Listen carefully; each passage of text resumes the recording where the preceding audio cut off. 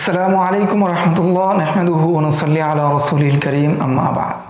সম্মানিত প্রিয় ছাত্র ভাইয়েরা এবং তালিবুল আলিম ভাইয়েরা, তো আজকে আমরা কথন দক্ষতা অর্জনের গুরুত্বপূর্ণ দুটি বিষয় আমরা জানবো।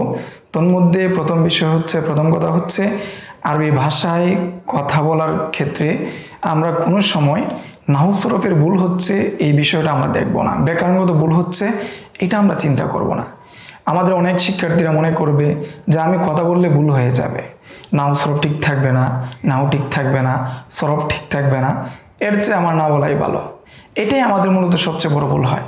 আমাদেরকে মনে রাখতে হবে যে ভুল করতে করতে মানুষ শুদ্ধ করে, অর্থাৎ মানুষের শুদ্ধ হয়।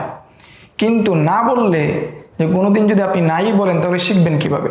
তাই শুরুতে ভুল হবে, এটাই স্বাভাবিক, কিন্তু সাহসের সঙ্গে বলতে থাকতে হবে। নিয়মিত বলার কারণে একদিকে যেমন কথার জড়তা দূর হবে, অন্যদিকে নাহু সরফের ভুলও ধীরে ধীরে কমে যাবে।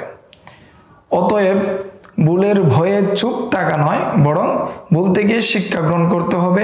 শিক্ষা গ্রহণ করতে করতে আস্তে আস্তে আমাদের এই বিষয়টা সমস্যা, অর্থাৎ ভুলের যে সমস্যা, নাহু সরফের যে ভুলের সমস্যা, সেটা দূর হয়ে যাবে।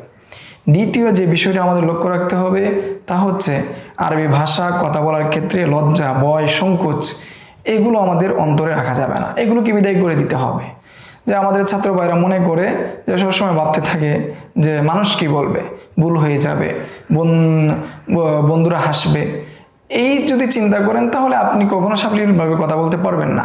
কারণ ভাষা শেখার জন্য আত্মবিশ্বাস হইল কি সবচেয়ে বড় পুঁজি। আপনি চিন্তা করবেন আমি পারবো, মানুষ ভুল হলে হাসবে, তাতে সমস্যা নেই। একসময় আমার ভুল কি সঠিক হয়ে যাবে, তখন আর হাসবে না, তাদের হাসি বন্ধ হয়ে যাবে, তখন তারা আমাকেই প্রশংসা করবে।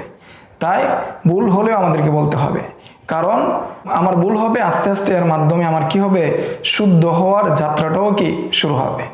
তো আজকের দর্স এই পর্যন্তই। আশা করি যে মাহারতুল কালাম অর্জন করার যে দুটি বিশেষ যে কথা, সেটা আমরা মনে রাখবো এবং সেটা অর্জন করার চেষ্টা করব। আজকের দর্স এই পর্যন্তই। আসসালামু আলাইকুম ওয়া রাহমাতুল্লাহ। ومن يؤت الحكمة فقد أوتي خيرا كثيرا وما يذكر إلا أولو الألباب